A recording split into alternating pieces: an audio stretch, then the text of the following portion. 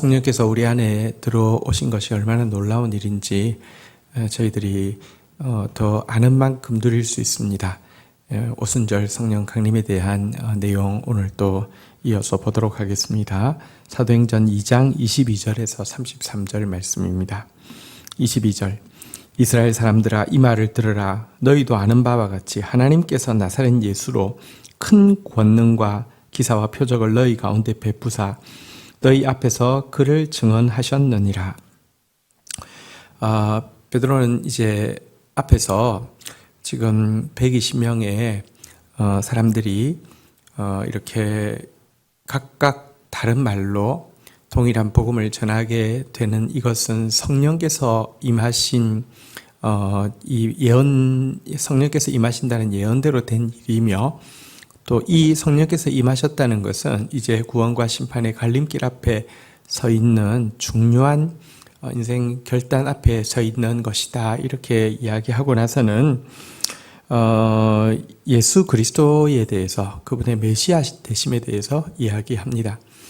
성령은 예수 그리스도의 이 사역을 우리 각각의 사람들 가운데서 온전케 하기 위해서 오신 영이시고요.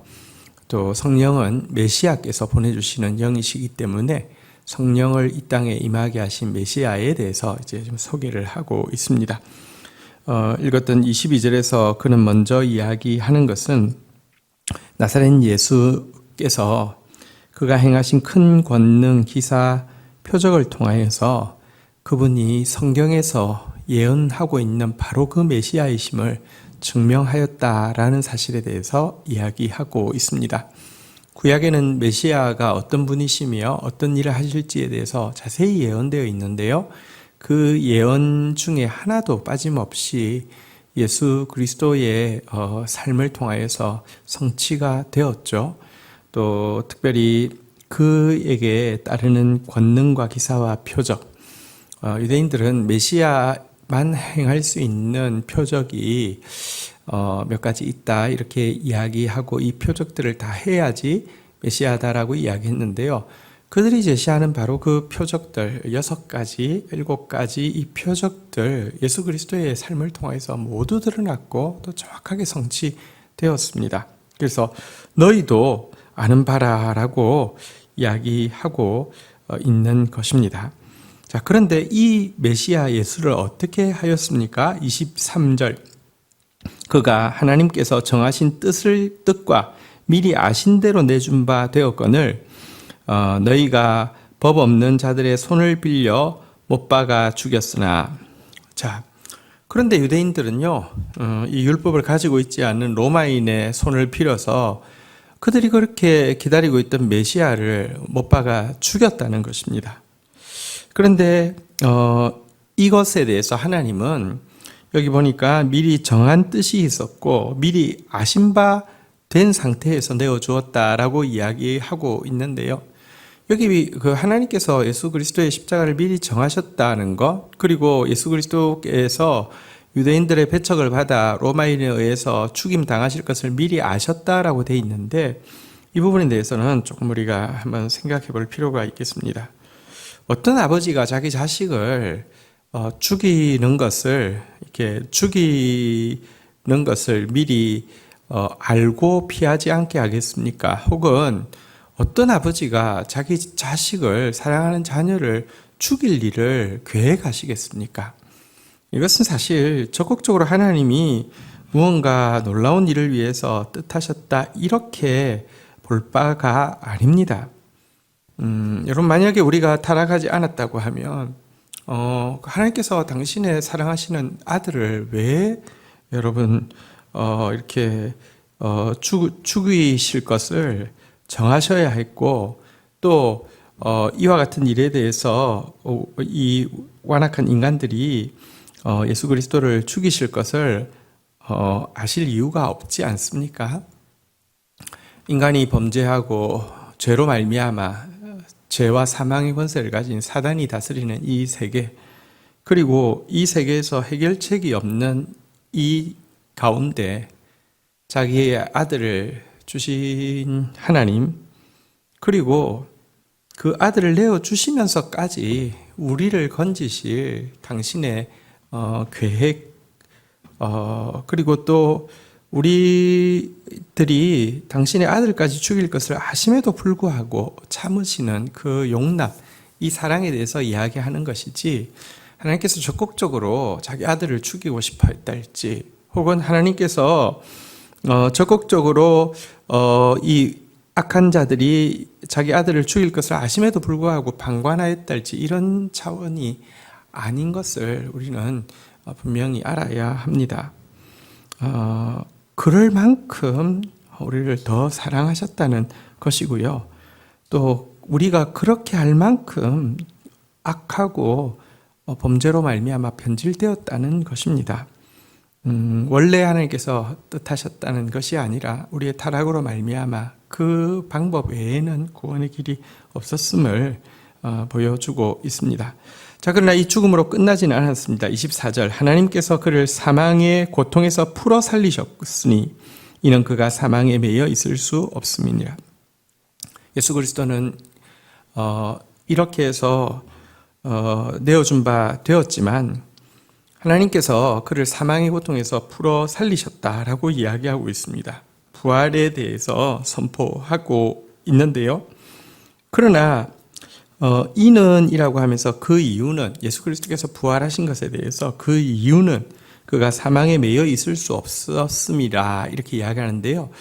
이 말의 뉘앙스는 사망이 예수를 이렇게 억누르려고 있으려고 해도 그가 그 억누름에 매여 있을 수 없는 그 안에 그것을 깨트릴 수밖에 없는 생명력이 있었음을 이야기한다는 것입니다. 여러분, 십자가는요, 예수님께서 하나님으로서 죽으신 것입니다. 우리 하나님 외에는 죄 없는 존재가 없고요. 또 천사가 죄가 없지만 여러분, 천사의 값은 인간의 값보다 적습니다. 천사는 우리보다 범죄하지 않았기 때문에 더 성결한 존재일 수는 있지만 하나님께서 원래 계획상 우리를 섬기기 위해서 만들어 놓은 존재라고 하면 그들을 대신 이렇게 대가 지불하고 우리를 구원할 수가 없습니다. 우리의 가치가 더 높기 때문에. 그래서 예수 그리스도의 대속 죽음은요, 하나님으로서의 죽음, 죄 없으시고 우리보다 훨씬 가치 있는 죽음이어야지만 우리를 구할 수 있기 때문에 하나님으로서의 죽으심이었다고 하면 예수 그리스도의 부활은 하나님으로서의 부활이 아닙니다. 하나님으로서 죽었으면 하나님으로 부활하면 여러분, 그건 잠시 죽는 신용한 것이지 그것이 어떻게 죽음이겠습니까? 그분의 부활은 사람으로서의 부활입니다.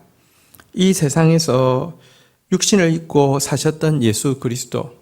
그런데 이 우리와는 달리 하나님의 뜻대로 사신 삶을 살아낸, 모두 교만하게 사는 세상 속에서 겸손으로 사시고, 모두 미움으로 사는 세상 속에서 사랑으로 사시고, 모두 의심하고 사는 세상 속에서 믿음으로 사시고, 모두 불순종하고 사는 세상 속에서 순종으로 사신 하나님의 뜻대로 살았던 그 삶은 죽음 아래 매여 있을 수 없어서 죽음을 깨트리고 부활하셨다, 이런 뜻입니다. 베드로는 지금 그분의 메시아 되심과 그분이 우리로 말미암아 받은 이 죄악된 세상에서 받은 순환과 그리고 그 죄와 사망의 권세를 깨트리신 부활의 능력에 대해서 지금 언급을 하였습니다. 자, 그러면서 예수 그리스도의 부활에 대해서 다윗의 예언을 인용하고 있습니다. 25절. 다윗이 그를 가리켜 이르되 내가 항상 내 앞에 계신 주를 배웠으며 나로 요동하지 않게 하기 위하여 그가 내 우편에 계시도다. 26절. 그러므로 내 마음이 기뻐하였고 내 혀도 즐거워하였으며 육체도 희망에 거하리니. 27절. 이는 내 영혼을 음부에 버리지 아니하시고 주의 거룩한 자로 썩음을 당하지 않게 하실 것이미로다. 28절. 주께서 생명의 길을 내게 보이셨으니 주 앞에서 내게 기쁨이 충만하게 하시리로다. 자, 여러분, 다윗이 지금 이제 쓴 시인데 여기서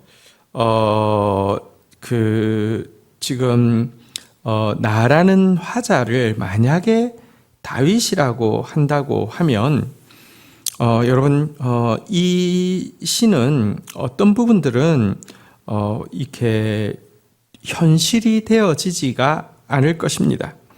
여기서 내가 다윗이 아니라 그리스도라고 지금 풀이하고 있습니다. 그래서 다윗이 지금 하나님의 영으로 충만한 상태에서 예수 그리스도의 부활에 대해서 지금 예언하고 있는 내용이라고 밝히고 있는 것입니다. 여기 보니까 내가 항상 내 앞에 계신 주를 배웠으며, 예수님은 항상 하나님의 얼굴을 배우고 있죠. 나로 요동하지 않게 하기 위하여 그가 내 우편에 계시도다. 예수님 옆에는 항상 하나님이 계셨죠.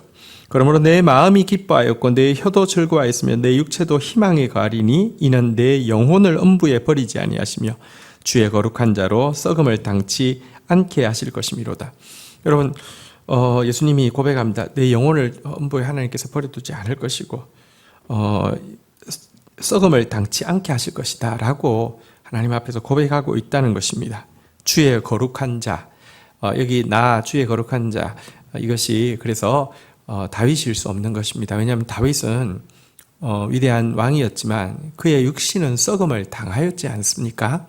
그러나 이것은 주의 거룩한 자가 예수 그리스도이시며 메시아이시며 또 썩음을 당치 않은 부활의 주이심을 보여주고 있습니다. 그래서 주께서 생명의 길을 보이셨으니, 부활을 의미하죠.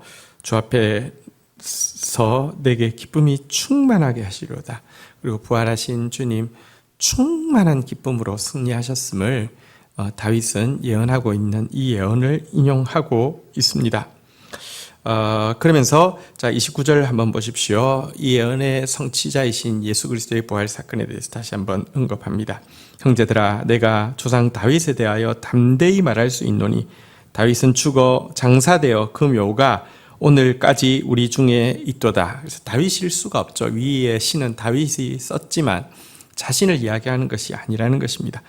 30절, 그는 선지자라 하나님이 미리 이미 맹세하사 그 자손 중에 한 사람을 그의 위에 앉게 하리라 하심을 알고, 31절, 미리 본고로 그리스도의 부활을 말하되 그가 음부에 버림이 되지 않고 그의 육신이 썩음을 당하지 아니하리로다 하더니, 32절, 이 예수를 하나님이 살리신지라 우리가 다 이 일의 증인이로다 라고 이야기하면서 성령 받은 이 사도들이 궁극적으로 전하는 분은 이 성령을 주시는 예수 그리스도, 우리의 메시아로 오시고 또 우리를 대신하여 죽으시고 또 하나님의 뜻대로 산 삶으로 말미암아 부활하셔서 우리에게 용서와 또 새로운 삶의 길을, 생명의 길을 열어주신 예수 그리스도 증언하게 하기 위해서 성령을 주셨다, 이렇게 선언하고 있는 것입니다.